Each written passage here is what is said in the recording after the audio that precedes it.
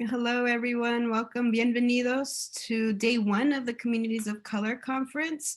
Our collective power, diversifying the workplace, the Communities of Color series is brought to you by the Ethnic Resource Centers, Career Success, and Alumni Engagement.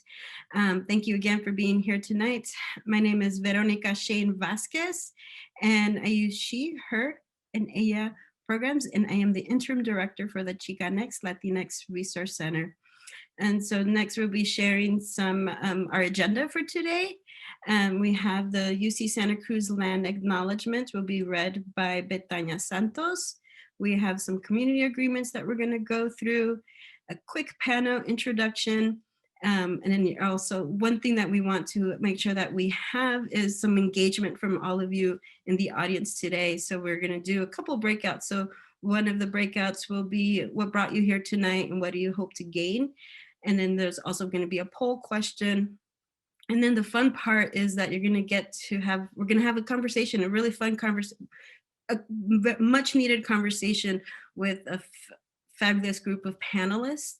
And then we're going to go into another breakout where the panelists will be leading some conversation and yeah, have a good time and mingle. And so we'll get to the agenda. Carlos, can you slide a couple more? One more. And then Betania is going to be able to read the land acknowledgement. All right. Hi, everybody. My name is Betania Santos. I use she, her pronouns. I am the graduate coordinator, excuse me, for El Centro. This is my third year, proudly holding that beautiful role in El Centro. I am also a PhD student in the sociology department here at UC Santa Cruz. Today, I'll be reading the land acknowledgement as we begin a really wonderful panel. So to begin with, the land in which we gather is the unceded territory of the was speaking Yupi tribe, the Amamutsan tribal band comprised of the descendants of indigenous people taken to missions Santa Cruz and San Juan Bautista during the Spanish colonization of the Central Coast, is today working hard to restore traditional stewardship practices on these lands and heal from historical trauma.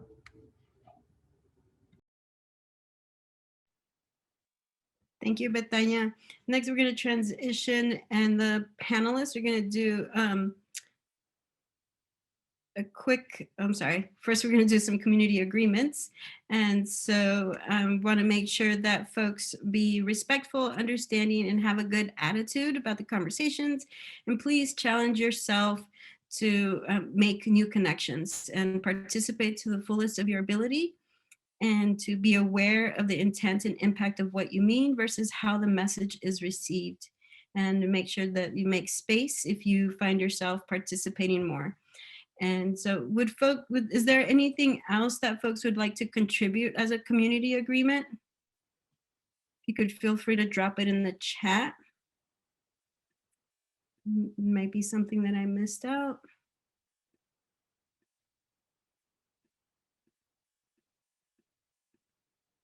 Okay. I don't mind awkward silence. That's also okay. So we'll transition next to our panelists. If you can go ahead and give yourselves a brief introduction, and we'll go into a more detailed intro later.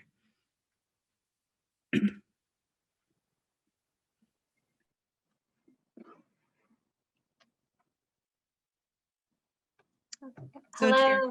Yeah. Okay. Am I on? Okay. Hi, my name is Sochi Casillas.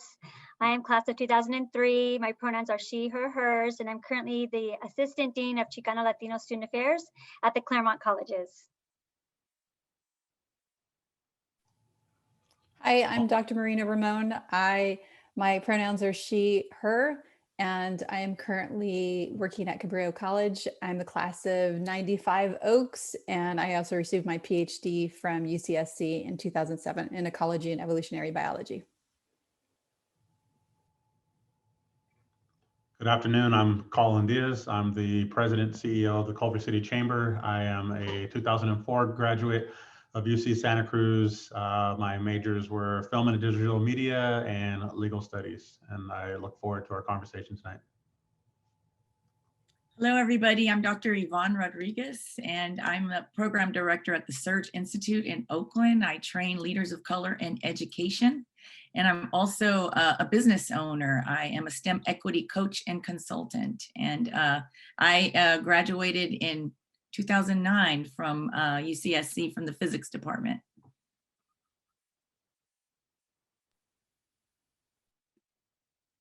Thank you, everyone. And now we're going to close out our slide deck and ask folks, if possible, if you all can switch to gallery view and also turn on your cameras if you're able to. I like to do this little exercise so that we could see each other and see who's in community with us tonight. And also, if you are able to, drop in the chat like where you're coming in from. So if you're coming from Santa Cruz, if you're on campus, how's it going? And also, what college are you affiliated? I want to see like who's here. Taylor is in Santa Cruz. I love everyone's cameras popping up. I like, this is something that Centro likes to do to make sure that we're on community and just be intentional with one another. Antioch in the house. Oh, San Jose, Porter College 408. I grew up in East San Jose many years ago. Sacramento, 818, Pleasanton, Merrill College, San Francisco. I lived in San Francisco for 10 years. I loved it. It's really cheap right now if folks want to move to San Francisco, if you're able to. But lock down a long-term lease with no rent increase. That's a pro tip, because that's how folks did it in the 90s. I see Lou. Hi, Lou. I used to be the college programs coordinator at Merrill for 5.5 years before transitioning over to this awesome opportunity as the interim director for Centro. So thank you all for participating in the chat. And sorry, I'm just looking in here, seeing some messages popping through. Give me a moment. Make sure I didn't ignore anyone.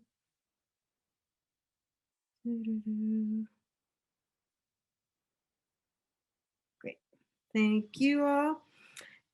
So next we're gonna do a breakout room. So this breakout room, it's you're gonna introduce yourselves. The person with the longest hair goes first, and name, major, and if you wish, share your pronouns, and then you'll have 6 minutes and you'll be partnered up with folks, and then we'll invite you back to share what what brought you here tonight and what do you hope to gain from this talk. So have a good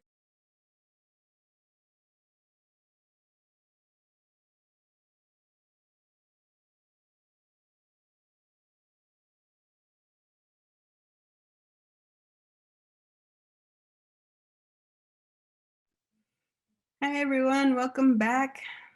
I hope everyone's doing well. Curious to hear how that went and checking in. If anyone wants to share, please use the hand raised feature or drop it in the chat box. What brought you here tonight and what do you hope to gain from this talk? Angela Doe went awesome. Angela, do you want to mic up and then tell us what was so awesome about it? I love your background. Thank you. Okay, I guess I can go. It was just the conversation was just really good. We wanted to learn more about diversity since we both feel like we don't have like time to research on it ourselves. So we want to this is a good opportunity to learn more about diversity and what we want to know. But yeah, but besides all that, it was like the conversation went smoothly. It was fun. Yeah. Thank you for sharing. Anyone else want to speak up?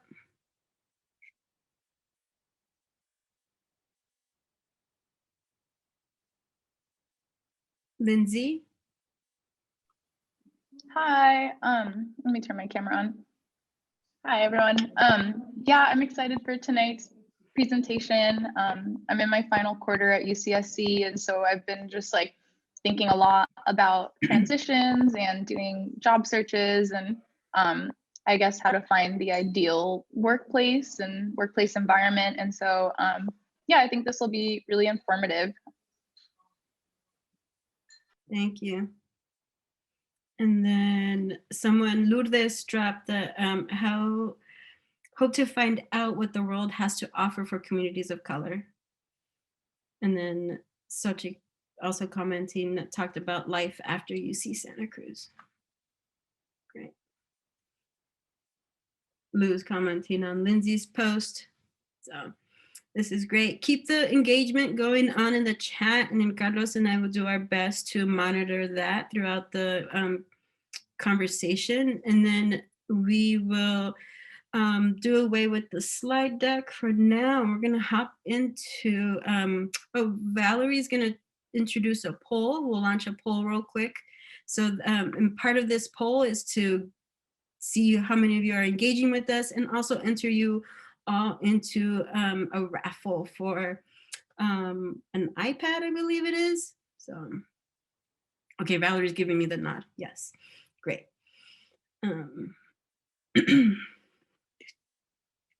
So many pop-up windows all of a sudden for me. If you all haven't had the great opportunity to like facilitate a Zoom call, it's a big production and a lot of moving parts. And so I'm very grateful for my staff that will be helping me. Okay, oh wait, Carlos, I messed up. We do need the slide deck again. Denise is gonna introduce our panelists once again. And I don't know if Colin's made it back, but we could still introduce him nonetheless.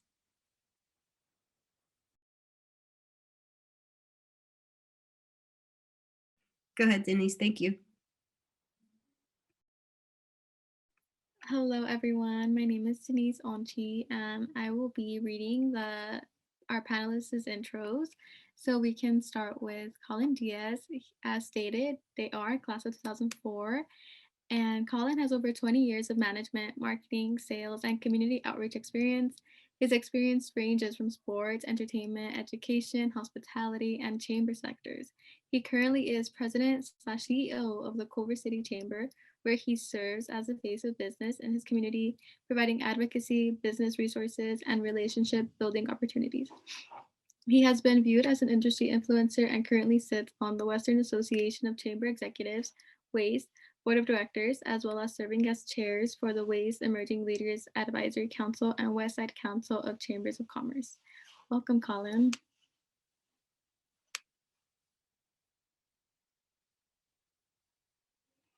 Carlos, would you mind? Thank you.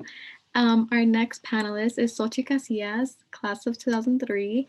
Sochi Casillas started her career with Families in School, a nonprofit organization that collaborated with grassroots organizations on the east side of Los Angeles to help strengthen the Cradle to College pipeline for low-income first-generation college-going students. She has also conducted extensive research for state and federal equity reports, focusing on underrepresented students with the K-12 public school system. Currently, Ms. Casillas is the Assistant Dean of Students for Chicano Latino Student Affairs at the Claremont Colleges. Our next panelist is Dr. Marina L. Ramon, class of 95 and 2007. Dr. Marina L. Ramon is a molecular evolutionary biologist and research scientist currently working at Cabrillo College as adjunct faculty and as a STEM project director. Dr. Ramon is a former SACNA staff and member since 2005. Her job entailed coordinating, managing, evaluating, and developing leadership and professional development programs for the society's postdocs and professional scientists. She has also worked at the U.S. Department of Agriculture and USC as a research scientist. Throughout her career, she has been involved with several programs aimed at increasing the number of underrepresented minorities and women in science. And our final panelist is Dr. Yvonne Rodriguez, class of 01, 04, and 09. Dr. Yvonne Rodriguez was a free entry first generation community college transfer student with a dream of becoming a world famous Chicana poet and ended up with a PhD in physics. Although trained as a physicist, Yvonne chose to leave the job to advance STEM fields to maximize the underrepresented by moving obstacles, providing support, and working to influence public policy. Recently, Yvonne chose to join the Surge Institute in its commitment to strengthening the educational leadership landscape by supporting leaders of color from the community as they navigate the complexity of the current systems and work to change them. Welcome, panelists.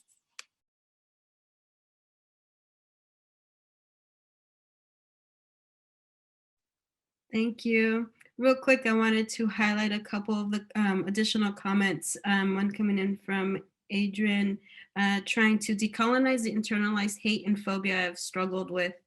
And from Nicole, hoping to hear more about how to advocate for yourself in the workplace. So thank you all for contributing.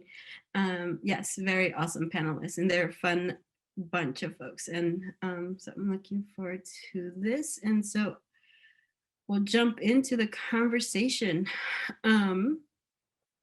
Okay, so folks, why is it important to celebrate, empower, and bring awareness of our multitude of intersecting identities? Who's gonna start us off? No pressure.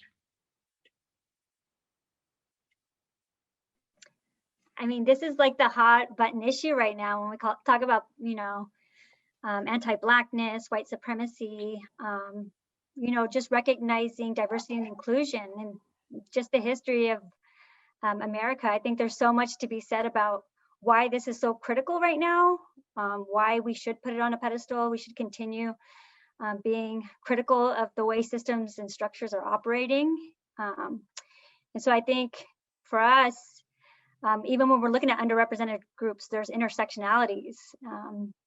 And so for me, it's just raising awareness of how disadvantaged groups have been excluded is really important for me when we talk about issues of raising awareness. We can't celebrate and empower without raising these awarenesses about the way that our systems and structures are working against many of populations that historically have been excluded.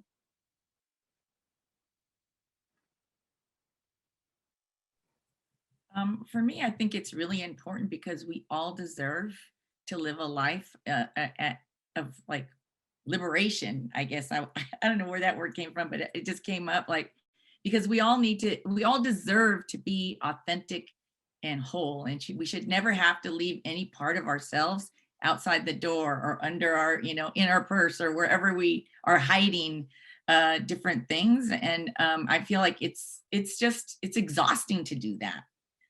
And it's distracting to do that. And so, and if you have to show up with other people who don't ever even think of having to do that, and you're expected to compete with them, it's just hard. And that's this, to me, that's where it comes from when people say, I have to work twice as hard as other people. It's like, I think we're fighting a lot of that. And so it's just the idea of we deserve to have every part of ourselves aligned and out in the open and not hiding.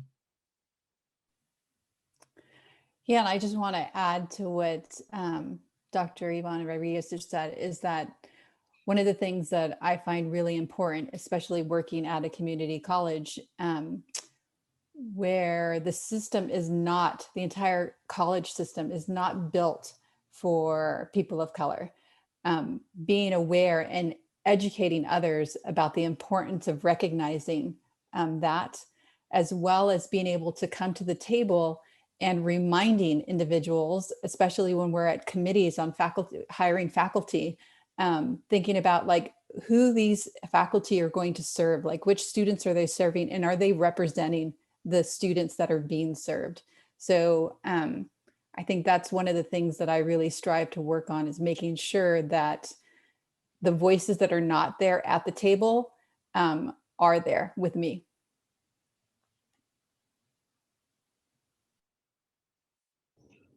I'd also add, and I apologize, my camera's not on. I'll have it on shortly. I'm just tending to something else as well. But I would add that the important aspect of empowering is because you've got right now is the first time in all of our lives that we've had so many generations of workers in the workforce, and to not identify or bring awareness to the things that make us different, the things that make us unique, is to, I personally think, is a disservice to all of us. And there's really not a lot of transition that would take place from one generation to the next. I mean, I think even this type of a conversation with this group speaks to why that's important. And I see it all the time in our workforce. And to the point that Sochi brought up, it is highlighted during particular times when there's, unrest, but then it kind of seems to go back under the surface. And a lot of us feel like we're living, partial lives in partial settings. So definitely an area that I think is important to celebrate and empower. And it does, add to inclusive cultures. So the follow-up question to that is like, how do you work towards building inclusive cultures, especially one that leverages potential, the employees' full potential, right? For them to show up authentically, their full selves. Like, how does that start? What knowledge do you need to be bringing as leaders and supervisors in your spaces? I'll start with that because I kind of ended towards that one as well. I think for one, you've got to be intentional, and everybody that's involved needs to be intentional. It's not going to happen by accident. It's not going to be a place that's truly inclusive unless it's intentional. And so part of that is to inspect within an organization what's missing, and it needs to come from the people into the positions and the faces that are actually not part of the discussion. I think oftentimes certain demographics of businesses have these conversations about what's missing, and yet they're having the conversation without the folks that are missing from that discussion. So that would be the first thing I would say. I would just want to add to what Colin just said, is that's really true, especially at the colleges, at the community college and any sort of college setting, is that sometimes there are particular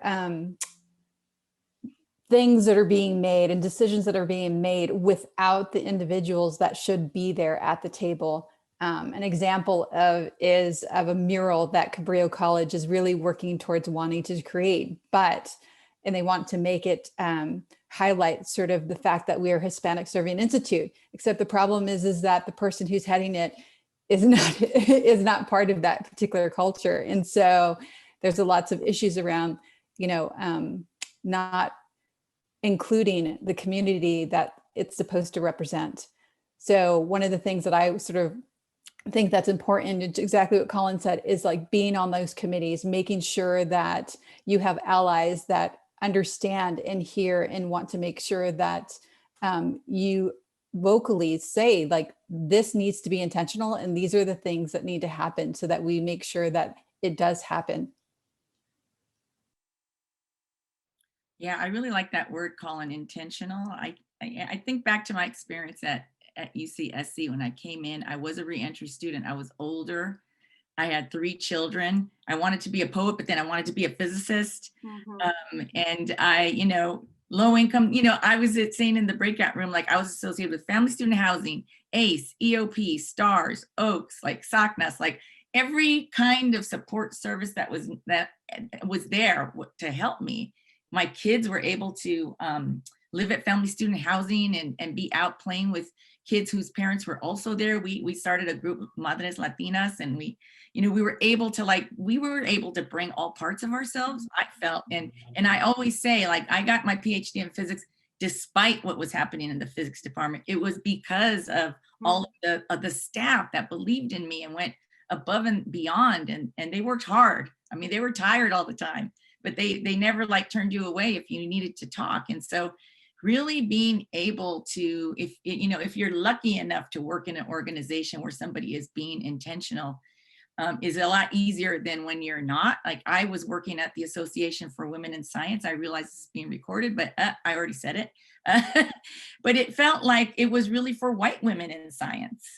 And it didn't work for me. And I was constantly getting, into problems and butting heads with my boss and stuff. And because they didn't understand that I had a different opinion, I had a different experience. I cared more about certain groups than they were even like realized were existing within that population.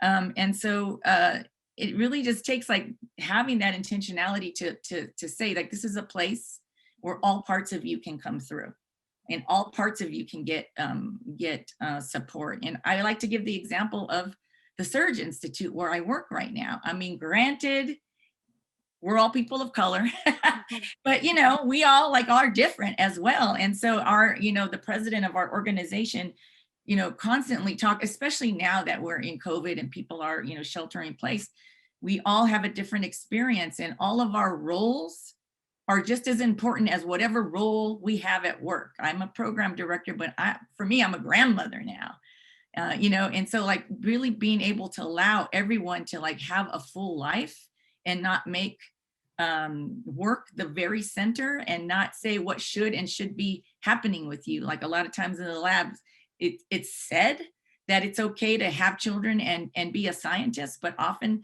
policies and structures and attitudes are like not aligned with that. So, I mean, it takes a lot of, there's so much to it. It's definitely very complicated. And if you are able, that's why it's so important, I think, that we do have leadership development, because we need all of you to get into these roles where you can influence policies or procedures or start your own organization, start your own businesses and say like, day one, we're coming in, we're bringing our full selves. Like there's like different ways to do it, but it's definitely complex, but it's really great that you all are thinking about this now. Yeah, and I wanted to follow up, Dr. Rodriguez, you kind of hit it on the button. I'm always thinking about politics of caring. Like if leadership truly value diversity and inclusion, it's not going to be in the mission statement, in the vision, and it's just a little checkbox. It's going to be seen. It's going to be manifested through their teams. And leaders have the potential to hire. So, you know, as an assistant dean, I have the potential to create leadership positions for students. So our peer mentorship program, I'm looking at a very diverse group, and I'm looking at, you know, and when I look at that, I think about like recent immigrant, undocumented, LGBT, foster, veteran. Like for me, I keep on thinking about like language and multi-race. So for me, it's really easy to not just talk the talk, but walk the walk. Let me show you how diverse our space is through the optics. What kind of art do we have in the room? And so I'm really trying to embrace, celebrate. I want folks to learn about our community. Folks, oftentimes, you know, we're in Los Angeles, they think everybody's Mexican. And I'm like, you know, Latin America, Central America, South America, the Caribbean, we have 22 countries of the diaspora. Indigenous. So like, I am just so proud of our community, but we oftentimes have a lot of stereotypes of who's who and what's what. And so I think in terms of leadership inclusion, the sense of belonging really matters. Like if you don't see yourself, you don't feel like you belong. And so like what you all were talking about, Colin, Dr. Ramos, Dr. Rodriguez, we're all talking about, you know, making sure that we're intentional, but that we really are leading with the commitment and the passion to ensure that students do feel that they belong. And I just wanted to add, especially with Dr. Rodriguez said and Sochi said, is about STEM, where one of the biggest issues is that there's lots of talk about how you can be a working mom and still like be a scientist, but the reality is that that's not true. And the other thing too is that the celebration, I think STEM has a potential to sometimes say that they're colorblind to these issues and that this is not an issue or whatnot. And what I bring to the classroom is examples of people of color who have done research in my area. So not only am I saying like, okay, we're celebrating not just all the white men scientists. I mean, I'm an evolutionary biologist, so everyone talks about Darwin. But let's talk about all the other women and people of color who have done great research in genetics and molecular biology and bring them as representation to the classroom so that students feel like they belong. Like, yes, there are other people than white men who do science. I would just add one other piece. And I had this conversation with a few of my classmates from UC Santa Cruz. We're all in a multitude of different fields. And what's interesting is and this is particularly in the African-American community, although I've seen it in the Latino community as well, that because of how society is kind of the construct that exists, that when one of us makes it to a position, we almost feel like on one end we're representing everybody, and therefore I'm just kind of soloing it. I'll be the token whatever. And instead of looking at it from a perspective to what Sochi brought up about how do I work on building this space to bring more of me into it? How do I work on, lifting those that are around me, lifting friends, contacts, those that you know should be in the same space with you?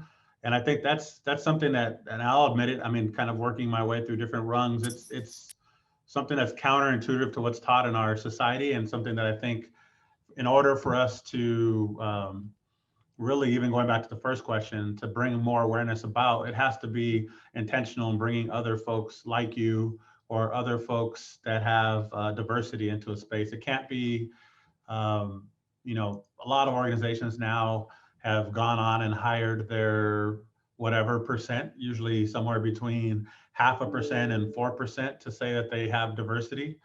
And that, to me, that's not enough. And I think all of you that are attending today could probably agree with that, which is part of the reason you're here. So that's something that I think, regardless of where you're at in your careers or what industry you're in, it's something that we can all be a little bit more intentional on. Yeah, wow, that was great. So time is flying by, and I want to make sure that we have some time for breakout rooms so that everyone can engage with our panelists. Carlos is going to drop in the chat the next set of questions, and we'll drop it a couple of times just so that everyone's aware. But also something that Dr. Rodriguez said was talking about like all the support, right? And all the support available. And one thing that Dr. Rodriguez did, she used that support network, right? So so please reach out to your college advisors, visit El Centro. There are a lot of, a big part of what my staff and I do is to provide support and engaging programs so that we can highlight and have these authentic conversations. So we're going to break you up into groups and hopefully continue this conversation. And I look forward to hearing what you all have to bring back. The group will be about 12 minutes, if I'm doing math correctly. So, and I believe Taylor is going to help manage that. So, thank you all.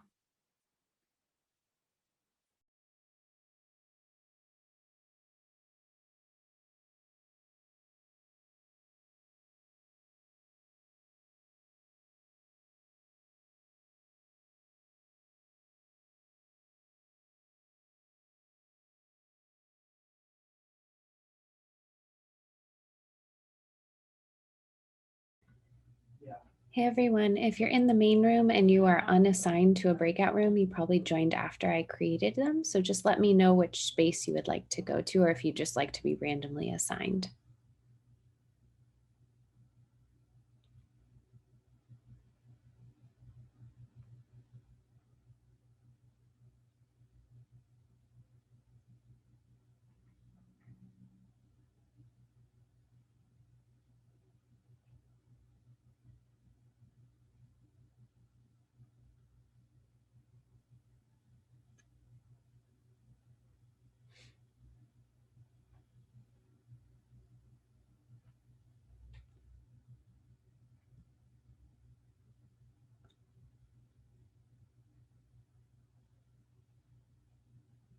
Do you think I should just assign everybody? Okay, I'll do it randomly.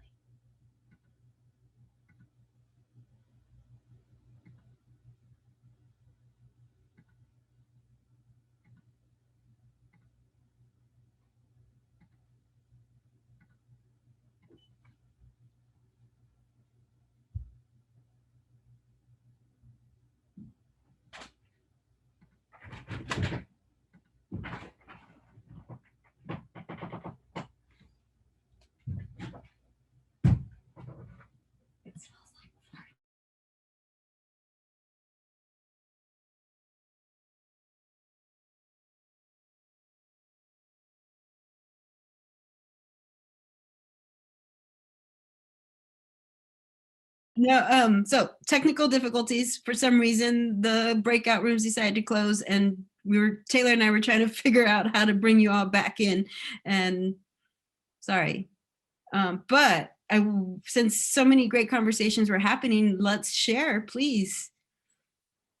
Let's work with what we have. Yeah, we actually had, I won't say the student's name unless they want to share, but kind of like an ethics questions about diversity and inclusion, and like the example was given to exploitation of workers. And so like, do I work with Amazon or, Walmart or the bit, when I know that they're exploiting some of our community, but I also want to be helping in terms of representation, that we're there. So it's this, like the debate you have, the internal debate as to like, how do I dismantle some of these systems and structures, and how do I do it? I don't know if that person wants to share a little bit more.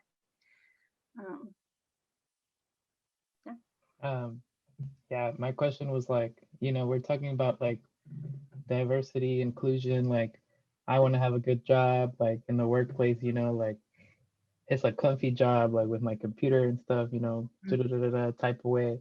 It's all cool. But then I was like, okay, so like, let's say I'm working at Amazon and like Amazon's not super diverse. And I'm like, I want more diversity.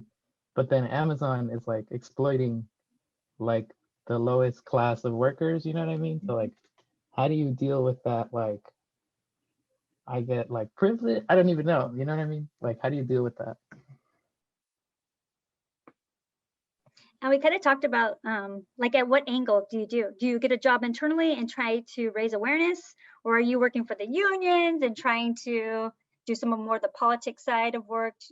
So it's kind of like this sellout. A lot of our students say like, am I a sellout if I work and I become an attorney not helping, undocumented, or, and so they kind of think of like, or am I a sellout if I work for Deloitte, which is a consulting company, but they provide a lot of funding to ICE. And that's a big conversation our students are having right now.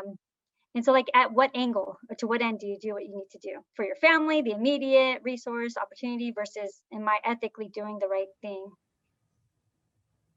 And also I want to help because they're not enough of us, brown and black folks. And, that's what a lot of people struggle with. I think the question also starts at the point where you're even wanting to apply for the job, right? Because where are your values aligning, and where are you willing to sacrifice some things, right? I don't know if it was Dr. Rodriguez or Dr. Ramon. Someone had brought up a couple weeks ago when we talked was not being valued, not being seen, and how hard of an environment that was, and that it was eating up at you, right? So like, at what point are you giving up some of your identities to try to dismantle something that is too big, right? Why not just start a different type of Amazon, right? So look at it from a different perspective. We can't compete with the founder at the way the current system is structured, right? But there's other policies and other ways of getting at it. So I want to please continue the conversation. Who else wants to contribute? I might give a little bit of a contrarian vantage point to what was just shared. I agree 100% about, Alcides, what you brought up with kind of that conundrum. What do you do? I've often kind of argued, and I've been in scenarios where I've done kind of the opposite, and maybe Amazon's probably not the greatest example because it's if the 800-pound elephant had an 800-pound elephant, it's Amazon. But I do think that in some frames, the best way to be able to build something that might counter it or shed light is to know internally what's going on. So I do, I think you need to go in, if that's the scenario you're going, you need to go in eyes wide open and have a plan, not to get kind of sucked in and 20 years later you're there and you're every night kind of dealing with that. Am I a sellout? Am I not? Am I here? I've definitely worked for organizations where it became apparent early on that their values and mine didn't align. And then I kind of take the professional hat. What do I want to accomplish in my professional career? Where was I at? At the time I didn't have a family, so I had a little bit more flexibility. And then what do I want to accomplish, for my people, if you will. And I think until you're willing to have that kind of conversation of I'm going to be here for X amount of time, and during this period, I'll do the job to my best of my ability. But I'm really trying to, maybe it's you're working there and trying to identify other people that might be able to work with you, or maybe it's to learn some of the intricacies. So I wouldn't just out and out say no, although there are some companies that could write me $1 million signing bonus and I wouldn't touch it. But I think you need to know that. You know, I would say probably every one of us on here may have that line be a little bit different, you know, may be able to view it differently. Some of you may think what I just said doesn't make any sense and I would never go to work even if it was to learn inside. And that's perfectly fine too. I just wanted to share kind of a contrarian vantage point, because I think if you are going in cautiously knowing why you're going there and what you hope to accomplish, that you can do that. Because if everybody had the mentality of I'm going to create another Amazon to kind of exploit Amazon, I'm not going to say it's not going to happen, because at some point, you know, at some point Amazon wasn't Amazon. But in reality, to try to when I was an undergrad, there was an organization in Oakland. I don't know if Sochi remembers this or not, but it was a gentleman named Derek Smith that used to come in and he'd work with youth, and his organization was called Triumph, and it stood for Try and Uplift My Folks. And that was kind of everything he did. He kind of worked with that compass. Is this helping today? Or if not, then how do I utilize this space? How do I utilize this platform to be able to help tomorrow? So I think in answering that question, that's kind of how I would answer it. Not that it's necessarily the right, you know, it's not the one size fits all response. Thank you for sharing that perspective. Oh, I was just going to agree with Colin in that we all have to live with those kinds of contradictions. Like, I voted for Joe Biden, but you know, like only to get to like the normal level of oppression versus like what the ramping up was looking like, right? And some of us have different roles. Like some of us are on the inside changing systems. Some of us are on the outside trying to like revolution and tear down systems. But I feel like we have to support each other no matter where we end up. And especially not judge each other. Like if you need a job and and all you can find is Amazon, like you got to get that job, right? And so we're all trying to struggle. We're all living in these, you know, in these waters. And I just think that, you know, wherever you are, you can like do your best and then try to support people that also have to be like locked in these places as well. And I just wanted to add with Dr. Rodriguez said is that sort of builds on what we had a discussion about of checking your privilege, you know, because no matter, I think, I can't remember who had chimed in our conversation, but had said, your privilege changes from room to room that you go into, the space that you are in. It's that you might change in a lifetime, it might change in a couple of months, but it also changes in the type of the room and setting you are. And so remember to sort of check your privilege.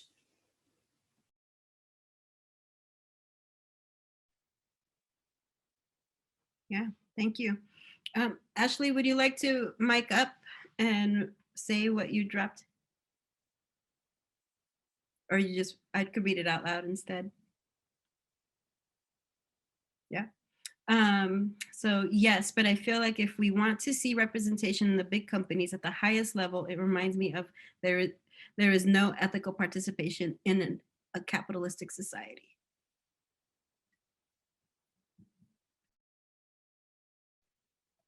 Yeah. What else came up in the breakouts? Dr. Rodriguez, you said breakout number 3 was the best. We said that going in even before we started talking. So that was, but I want to give people in that room a chance to speak up. I don't want to be the one taking up all the space. Sochi, what group are you in? The best one. I don't know what number, but it was the best one. I'd just like to hear a report back from other groups. So 3, 2, 4, who would like to go? I thought we were group 1, but maybe we weren't. I don't know if, not to put people on blast, but there were some great ideas shared in our group. If, I don't know if Lindsay or Lourdes would like to share what they were mentioning in our group. If not, I can paraphrase as well, but you guys were pretty articulate, so. I can share. I was answering one of the questions, we were all discussing what an inclusive culture looks like and the skills that we think we might need to build to create an inclusive culture. And one of the things that I said was having an intersectional analysis, I think, is really important when it comes to building an inclusive culture, because as we know, like representation doesn't always mean equity or progressive change. And so, yeah, I just am reflecting on like how folks have been tokenized in the past and how, you know, really the agenda has stayed the same in certain spaces, whether it's like institutional spaces like the UC, or whether it's the US government, or whether it's within the workplace. I mean, I'm sure we've all seen examples like this before. And so some of the skills that I ended up bringing up as well was just like the importance of mediation and facilitation when it comes to having important dialogues and transparency with regards to like pay, compensation, I guess like harm reduction, we could say too. But yeah, there were some other folks who shared really great things in our group too, so maybe they want to share as well. Hi, I just wanted to share, I was part of that group as well. What I talked about was with the employer and what a good employer would look like. And I mentioned how a good employer will not only recognize issues revolving communities of colors, they will work on finding solutions and working together with people and being inclusive with providing resources, not just with people of color, but of others, for other communities, like with people with disabilities, like mental and physical, providing necessities for them to be able to work and work safely and properly. And Belle, you added a nice piece too, if you'd like to also share. Not to also put you on the spot, but. Yeah, sure, I can quickly share. I was just talking about how I see this in STEM a lot, where a lot of professors and people in leadership roles in STEM will pat themselves on the back saying, look, out on paper, we're doing so great. We have this diversity numbers and blah, blah, blah, and this many women and blah, blah, blah. But then when it comes to sitting down at the table and something needs to happen, all the power that they're giving to, that they said they're giving to their students or to their workers, it's kind of like, it kind of evaporates.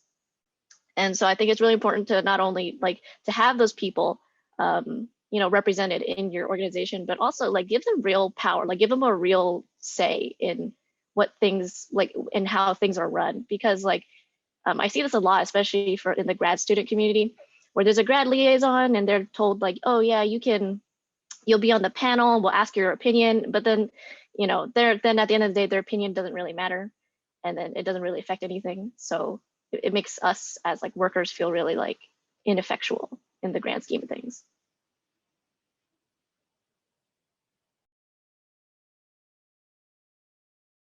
When we asked this question in our group, who's responsible for the work, they said people of color, because nobody else will do it. Very rarely will someone that's not disenfranchised, will they speak up. And so the labor oftentimes falls on the marginalized population. Oftentimes, so we do talk about kind of taking on the stress, the labor, the commitment. And it always comes from folks who are disadvantaged, not from folks who are already sitting at leadership and can make things happen without disgruntled employees or staff. So just talking about like mental health, wellness, all of that comes in with talking about diversity and inclusion.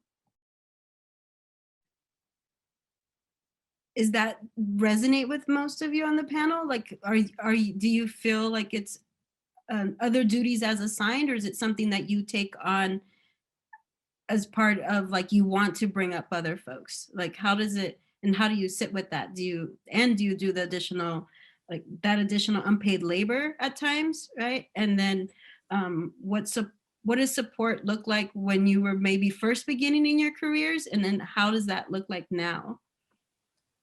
Yeah, I just want to add that I think the problem most of the time is that leadership isn't willing to sort of see what that, you know, be that inclusive or take the initiative to sort of do any of that work. So what I have tried to do is create allies, and whether they're people of color or not, just allies who are willing to sort of move that mission and sort of doing it from the grassroots level and moving up. And sort of, I think that's the way I've have tried to deal with those particular issues, but it has been a lot of work. I agree with Dr. Marina. I would have to say, to that point, something that I had heard of before and probably had experienced, but it really became more laser focused lately, is this kind of concept of performative allyship. I think we have to be really cognizant to fight against that, where there are times where it's, especially right now, where people feel, you know, it's the flavor of the month, if you will, to work together and to try to move people in that position, but not really do any of the real work. So I know I would be the first to tell you, I wasn't as concerned about it before. It was more about where can I get and how can I get there? And if I'm able to help along the way, great. But now I'm definitely I'm unapologetically intentional. And if you're bringing me into a certain role, then know that this is kind of coming with me. And, you know, from our board of directors to our membership, I've always kind of had a philosophy: you should inspect what you expect. And if it doesn't look, you know, if around you, you really can't ask for that from our small businesses and even our bigger businesses if we're not, as a chamber, going to look the part and walk the walk, if you will. So it's, when I've come to terms with that, it's gotten to a point with some places where I've said, this is kind of where I'm at, and I'm okay with you saying we're not in the same place and this is my last day. I don't have a problem with, like, I've had that conversation with my wife, like, hey, this is the conversation that's coming today. I may be coming home early, but this is where we're at. And most of the time, if there's been thought behind it and, you know, a plan of how we can get to a certain point, most people don't really want to argue with it on the surface. They just don't want to do the work. If you're willing to do the work, which I think is wrong in a lot of ways, but if you're willing to do the work, they're okay sitting back, and once it gets to a certain point, you know, standing with you for the photo op and saying that we did it. But people really don't want to also roll their sleeves up with you in the process. At least I've found, other than what you just mentioned about finding certain allies that are really in support and they're, you know, throughout the entire process.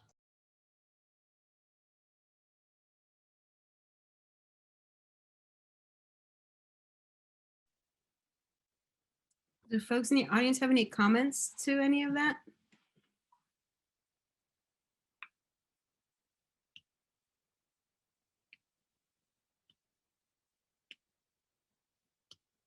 Like finding allyship next, heard a different phrasing of partnering up with allies or aspiring allies. It was like looking for kinship, looking for additional folks to be part of your family. Like family, in order to be able to, folks who have additional power, right? And partnering up with them so that you are able to do more things. So I'm noticing that there's quite a few folks who are leaving. We still have 15 more minutes, but Valerie, can you drop the next poll just so that we can capture everyone who's able to participate? And then thank you all. And of course, we'll still continue with this great conversation.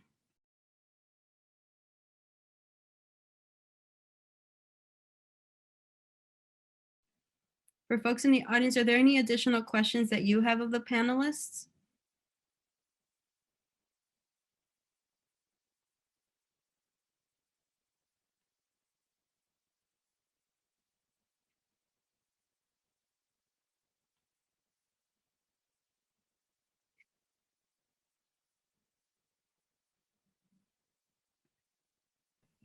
I guess an obvious question would be like, do you all have any like tips on how to make or build authentic like connection? Like you said, form allies, and I've never heard the term allies in career development before. So that's really interesting to think about. And how do you form those, and who do you form them with? Like, is my question. I think one of the first things I did was decide to hold a book reading. I was telling my group that we're currently, you can't see this, so you want to talk about race? So I said, hey, anybody out there want to read this with me? We want to talk about this. So that was one way to sort of figure out like, okay, who is open-minded and willing to sort of talk about these issues with you? That's one way I've been able to sort of get people in my kinship. I'm going to start using that word now.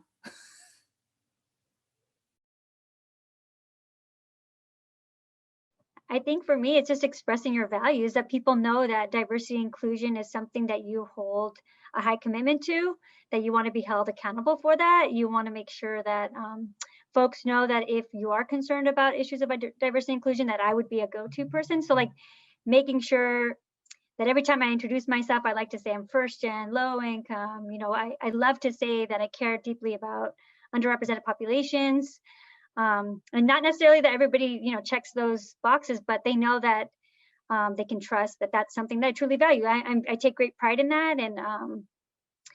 Yeah, so but the way that my job is structured, I'm put on every diversity board, I'm put on every diversity committee.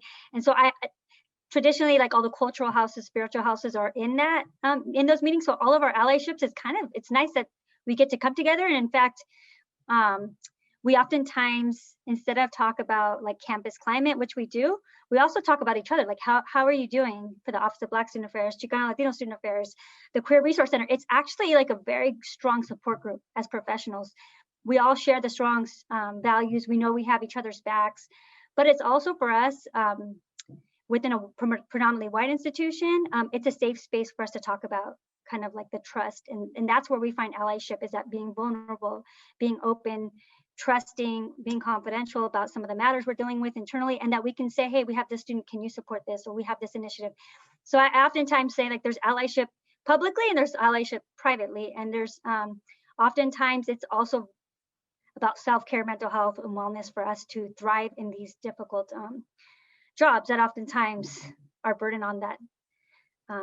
You know, diversity and inclusion is not always a kumbaya, and we know it to be very difficult work. So yeah. I would add, you kind of asked where would you start, and I think if I remember earlier, you said you were a third year or somewhere thereabouts. Maybe you didn't. I might have been mixing people, so I apologize. But I would say, you know, start kind of like the Arthur Ashe quote. You know, start where you are, use what you have, do what you can on campus. You know, there are students that are either from similar situations or have similar thoughts on the topic that you do. You'd be surprised. There are people that I spoke to at Santa Cruz that we were decent friends. We didn't really have a lot in common, or we didn't connect a lot. But now, because of where they work or because of where I work, we've connected through social media and have kind of formed. Sometimes it's as simple as venting, you know, can you believe this happened? Yeah, this happened to me last month. Well, how did you handle it? What did you do? And then starting to kind of grow your circle. So the people you have in your circle with people like Sochi and I have known each other for almost 20 years now, actually over 20 years now. And when you kind of look at those elements, you start to realize you can kind of grow those circles and realize how to form those allyships, if you will, or kinship that are organic and that are authentic, that you don't have to always kind of be pushing towards. And then I know I talk a lot, but this question in the chat that Rhonda just put is one that I have to address. So I'll read the question out and then I'll give my 2 cents. Are there any parts of your identity that you've had to mute or soften in the workplace? Yes, is the first answer. Actually, this role that I'm in now, I would have answered this question as no at this time last year. And then everything happened with George Floyd and with all kind of the social unrest. And I realized how much, and not necessarily knocking individuals in my community, but I realized how, probably the best term, how privileged of a community that I was in, where there were people, board members that were calling me, and they've all seen me in person. They all know who I am. And you would have thought that it was a conversation between 2 older white men, as far as like, I don't understand why, what is this, you know, what are they protesting? Why are they upset? This is, and it was the one time where I realized in that moment, am I, you know, how, there's a comedian that says like, how Black are you going to be? And I truly understood in that moment, because what I really wanted to do probably wouldn't have had me sitting in my job today. But at the same time, I also didn't feel like it made sense to waste energy on them. This was a person that was clearly set in their mindset. So I would say that it's happened. One thing that I've come to terms with since then is I view mute and soften as completely different, because I will never mute myself. You know, there's still going to be, I unfortunately feel like there's a way that we have to carry ourselves. You know, you've got to know the handbook of the company, you got to know the culture, and then you're supposed to make yourself fit into this box. You know, they want a Latina or Latino or African American or, you know, Asian Pacific Islander in the role, but they don't really want you to be, they don't want the whole culture. They just want, you know, kind of to check a box. And so I've learned to kind of leverage that. You know, there are times where I'm fortunate in my position, I can build programs. So I've partnered with the Greater Los Angeles LGBTQ Chamber, with the African American Chamber, with the Greater Latino Chamber, and we're putting programs in place that I've heard from some of our businesses. The majority of them love them, but there's ones that have reached out that are very uncomfortable. And I actually find comfort in that uncomfortability, because I do think, you know, why is it that we for years, hundreds of years, had to be uncomfortable in a work environment, yet, you know, and I'll be honest, I think it's even a degree more. If you are in a work environment, happen to be a person of color, you've got a certain level of hurdle to get over. If you happen to be a female, you have a certain level of hurdle. If you happen to be a female of color, it's, you know, an additional hurdle. And that's part of the reason why I feel, like I said earlier, why we need to have some of those positions, because until that happens, you can kind of chip at the establishment, but people are still comfortable inside of the confines of how, you know, whether it be corporate America or higher education. So I will say, though, I have definitely found myself in situations where I've either been softened or in the past muted myself. And that's something that I've decided I'm not willing to do anymore. There is ways of how I will carry out certain messaging, but to be mute, to me, is a disservice now to, you know, my dad is first generation, came to the island, or came to the US, spoke English and Spanish, but had a 6th grade education and worked almost every single day. Every time they had overtime, he took it so that we could have a better opportunity. So I've always kind of viewed it as like, I can't stay mute with that.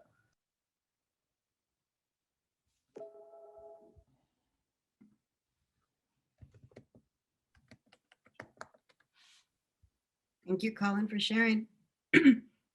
Dr. Rodriguez, did you have any advice on what students can do to garner allies? Yeah, I mean, it's really important to like do your network analysis, like wherever you are, of all the different, like all the parts of a community that you need. Like your professors are really good at, or can be really good at being your mentor in terms of like your area of expertise, your major. Like they have a lot of information and experience in that area, but they're not necessarily going to be your ally, right? And I think of an ally as somebody that has your back. And we were talking about in our breakout room, like when we walk into a room, we want to see that there are people like us, but sometimes there aren't people like us. And so we actually have to be able to connect with people across cultures, across race, you know, and so to be able to find those folks that get it and that will back you up is really important. And, you know, I was mentioning earlier, all the different places on campus where I did have allies, where there were like people who were like at STARS, the Services for Transfer and Reentry Students. I was a transfer student from Chabot College in Hayward. I mean, that organization was run at, or campus unit was run as by a white woman who is like, has become my best friend and was my ally, and she would show up for me. And she would like tell me where the resources are, or she would get on the phone, she would like speak up. And so you can start there.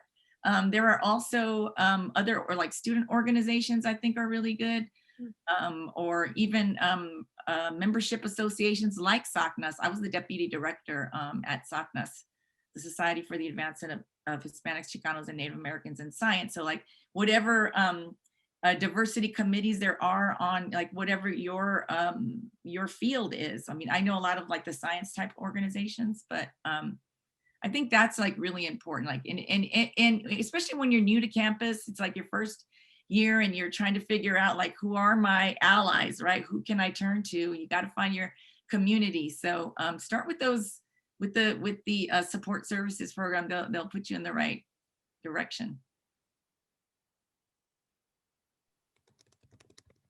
Thank you. So we have a couple more, excuse me, a few more minutes left. Is there any other questions that folks, or is there anyone else on the panel that would like to answer Rhonda's question? The question once again was, are there any parts of your identity that you have to mute or soften in your place of work?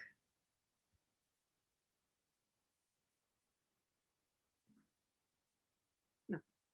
Great. And then any additional questions from our audience?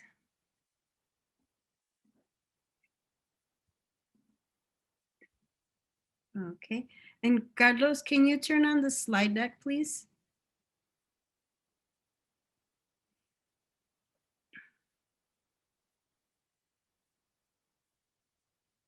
Okay, let me see. Sorry, trying to minimize.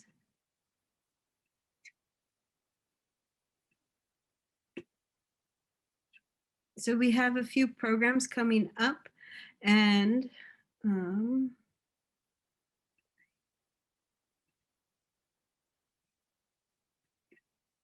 the screen has gotten too big and I can't see my additional notes. So tonight was our collective power, and then we're gonna tomorrow night. So this is day one once again of the Communities of Color series.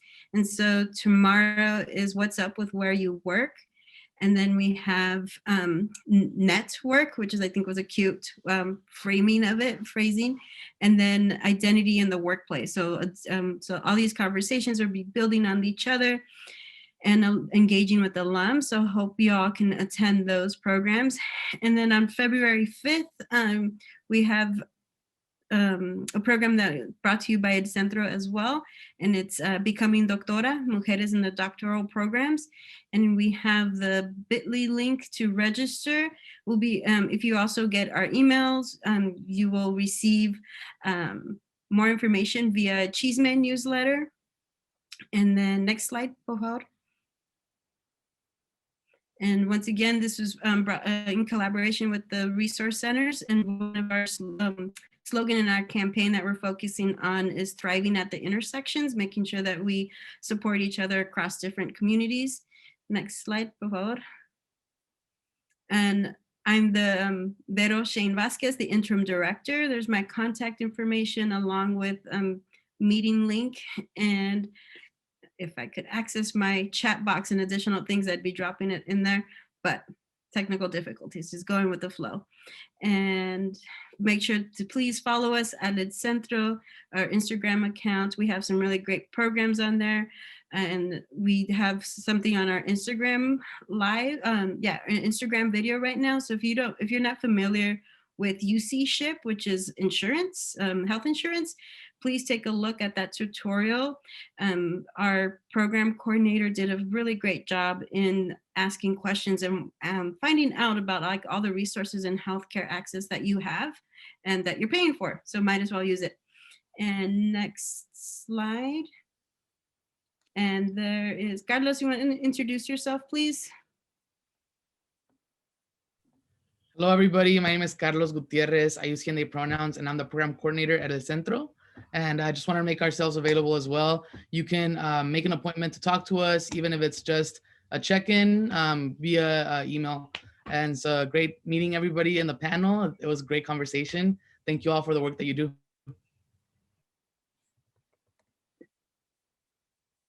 Thank you, Carlos. Let me look at the chat box. Colin has left.